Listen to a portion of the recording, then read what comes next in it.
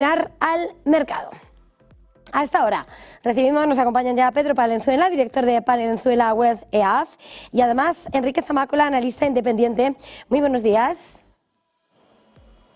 Hola, muy buenos días, Eva. Bueno, lo primero quería preguntaros cómo estáis viendo esta fotografía del momento donde esos aranceles parece que ahora vuelven a ganar peso en las preocupaciones del mercado y en medio de todas las tensiones geopolíticas a la espera de más macro, a la espera de resultados de Nvidia. Fotografía. Pedro. Sí, bueno, básicamente estamos viendo dos situaciones muy diferentes en los últimos tiempos entre lo que está pasando en Estados Unidos y lo que está pasando en Europa. En Estados Unidos ya algunos analistas empiezan a sacar tambores de esta inflación como consecuencia de los impactos de las políticas arancelarias que van a evidentemente perjudicar a consumidores y a empresas. Eso se está reflejando en la bolsa y hasta la fecha creo que lleva alrededor de un 1,7% el S&P 500 en lo que va de año, y sin embargo en Europa tenemos una situación totalmente contraria, donde se ha estado ignorando ese efecto de los aranceles, donde se ha estado en un modo optimista, pensando que la resolución del conflicto o la guerra entre Ucrania y Rusia podría llegar a un final más o menos rápido, donde el nuevo gobierno alemán puede llegar a subir el techo de gasto, cosa que parece un poco difícil que vaya a subirse ese techo de gasto lo suficientemente como para poder arreglar los problemas de la economía alemana, y todo eso ha llevado a que las bolsas europeas pues estén en torno a un 12% de revalorización. Creo que es un dato exagerado y que con el paso del tiempo tendrá que ir recogiendo la realidad y esos impactos de los aranceles que sí van a tener dentro de la economía europea. Enrique, ¿cómo lo veis? Pedro, creo que has dicho cosas bastante interesantes. Por un lado, en Estados Unidos, la evidente preocupación del efecto que pueden tener los aranceles. Lo que también es cierto es que a día de hoy los aranceles han sido más una amenaza que una realidad. Hasta el momento lo que se ha impuesto ha sido una serie de aranceles en China del 10% y el resto ha sido, amenazas. Ahí yo creo que la clave está en saber si son amenazas para tener una posición negociadora fuerte o si de verdad los va a implementar. En Estados Unidos claramente están diciendo que sí, lo estamos viendo ya en los datos macro y en los datos adelantados. Un PMI de servicios preocupante, confianza del consumidor preocupante, expectativas de inflación también preocupantes, y todo ello efecto de estos aranceles. En Europa hemos decidido, como bien decías, Pedro, ver la botella medio llena y fijarnos en el posible fin de la guerra en Ucrania, que también habrá que ver cómo puede ser este fin y cómo va a afectar a las economías europeas, ¿no? Cuando bien decías el resultado electoral que en Alemania, que parece que ha sido bastante bien acogido por los mercados, a mí me preocupa muchísimo cuando volvemos a hablar de volver a subir el techo de gasto en Alemania. Yo creo que estamos en Europa, tenemos un problema con la deuda. Bueno, en Europa, en el mundo occidental, tenemos un problema con la deuda. Estamos generando una pelota, una bola de nieve que se va hinchando. Yo no sé muy bien cómo finalmente se va a terminar solucionando. Evidentemente, rentabilidades del 12% en apenas 2 meses, pues no son sostenibles, y además no responden a la realidad macroeconómica de Europa. Lo que está ocurriendo es todas las carteras estaban muy posicionadas con un sesgo claramente hacia Estados Unidos. A finales de noviembre, primeros de diciembre, veíamos como los primeros gestores empezaban a hablar de que había que sobreponderar Europa porque se había quedado muy atrás, y efecto de ese flujo de la entrada de dinero es las revalorizaciones que estamos viendo. Europa, el cuadro económico europeo o macroeconómico no sostiene subidas del 12% en 12 meses. Eso es evidente. Estamos con unas economías que apenas están creciendo, las que están creciendo, con un problema de inflación, que se está mostrando muy resistente. Es verdad que el Banco Central Europeo todavía tiene margen para bajar tipos de interés, pero también vamos a ver qué efecto tiene si de verdad se cumplen las amenazas de Trump y entramos en una guerra comercial. A mí me preocupa. Es decir, efectivamente, Europa, estamos recortando claramente el descuento con el que Europa estaba cotizando contra Estados Unidos, pero a mí me preocupa mucho las subidas tan rápidas, normalmente no son sanas para el mercado y yo creo que hay nubarrones que tenemos que mirar y yo creo que es hora de ser prudente. Con lo que estás diciendo, Enrique, por tirar un poco, estás apuntando directamente a cómo en Estados Unidos sí está asentándose el germen de la preocupación en torno a tal vez un estancamiento del crecimiento, de un repunte inflacionario. Y JP Morgan ha advertido en las últimas horas, frente a este escenario, las altas valoraciones, los aranceles, advirtiendo que no hay que confundir las señales de fortaleza con una tendencia alcista. ¿Crees que no podemos llevar el susto, viendo además esa divergencia entre un lado y otro en este momento? Yo creo que es evidente que cuando el mercado se muestra complaciente, lo que puede ocurrir es que cualquier mala noticia, bueno, pues tenga un impacto importante en las bolsas. Y ahora mismo la sensación que tenemos es que el mercado, al menos en Europa, está siendo muy complaciente y son muchas y variadas las amenazas. He hablado antes de la bola de la deuda, que a mí lleva tiempo preocupándome. Yo creo que eso no es un problema a corto plazo, pero sí que es un problema y grave a largo plazo. Simplemente por poner un ejemplo, en España los niveles de deuda hemos pasado de tener una deuda de en torno a 700.000 millones de euros a más que doblarla a 1,6 billones de euros en pocos años. Eso está muy bien gastar, pero eso al final del día hay que pagarlo y ya veremos cómo se paga. Lo que decía, tenemos la deuda, luego tenemos problemas en casi todas las principales economías europeas. Alemania, con unos crecimientos prácticamente cero o incluso negativos. Francia, que tiene sus problemas. Italia, que sí que parece que está repuntando un poco, pero tampoco parece que tengamos una alegría muy fuerte. En España, que no hacemos más que sacar pecho de la situación macroeconómica de España por parte del gobierno, y si de verdad buceamos en los datos, tenemos unos datos de paro que son francamente asustantes. Tenemos una dependencia del sector público que es francamente asustante.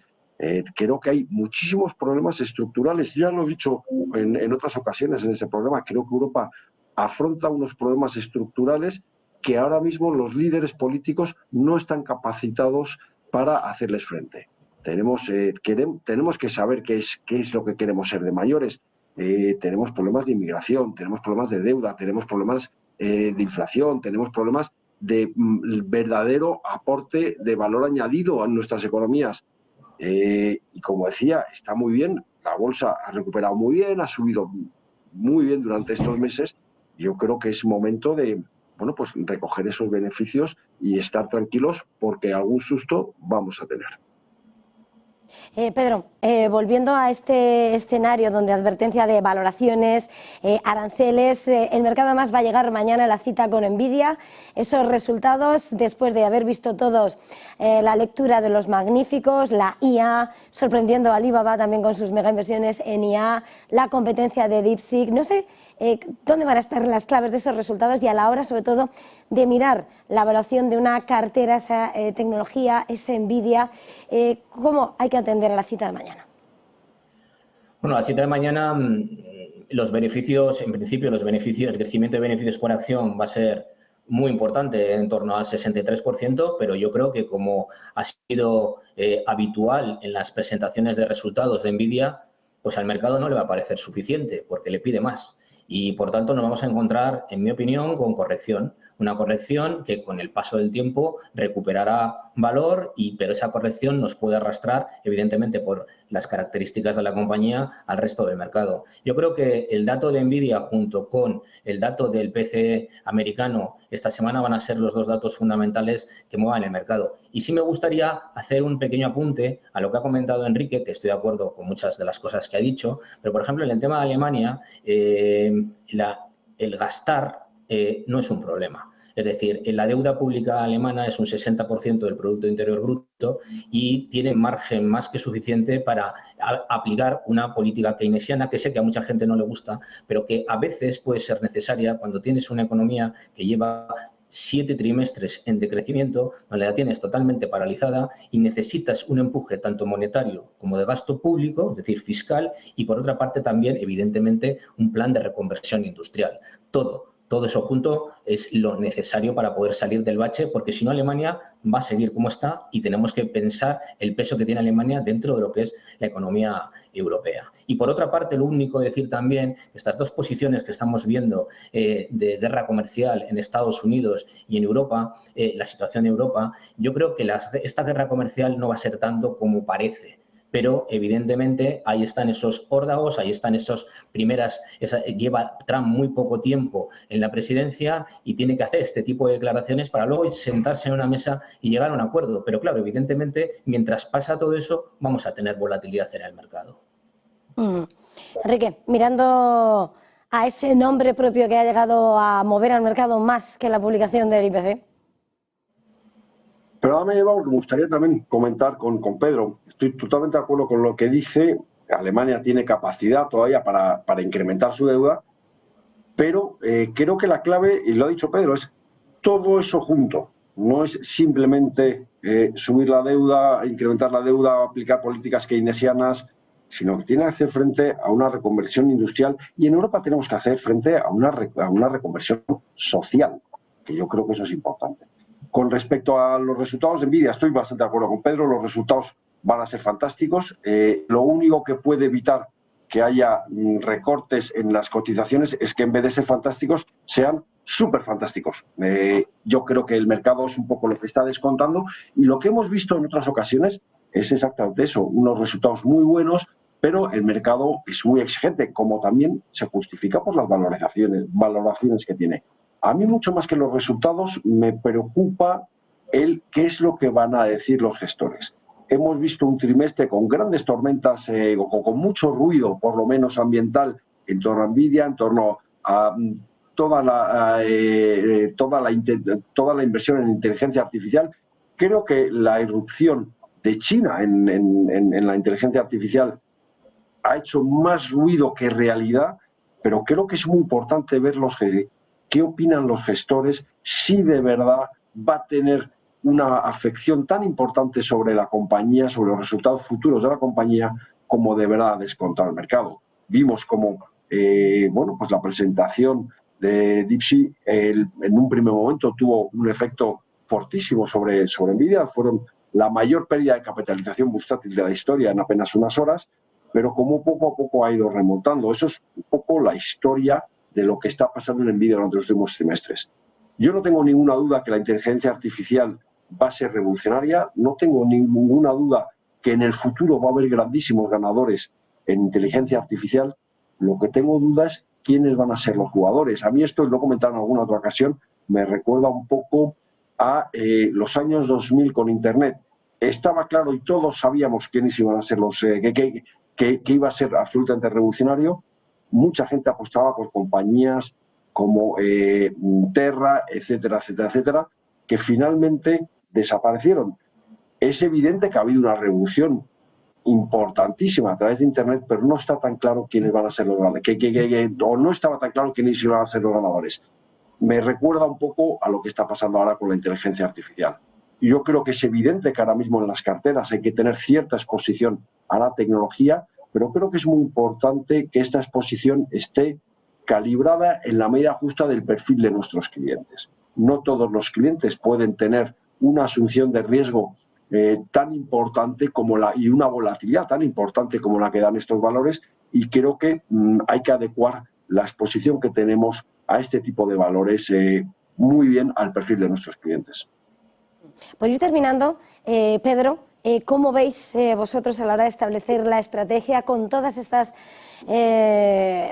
cuestiones que están sobre el mercado? ¿Cuál es vuestra estrategia?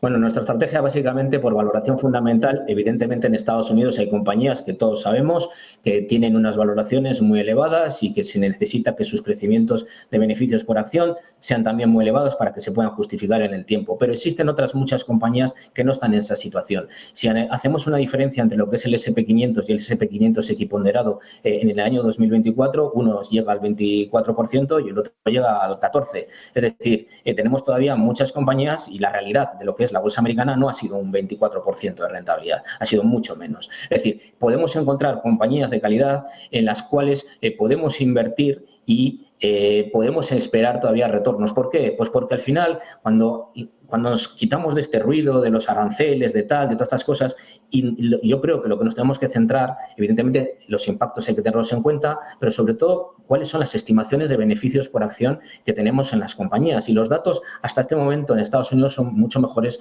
que los que tenemos en Europa, aunque es cierto que en Europa han mejorado. Por lo tanto, nuestra estrategia sigue siendo sobreponderar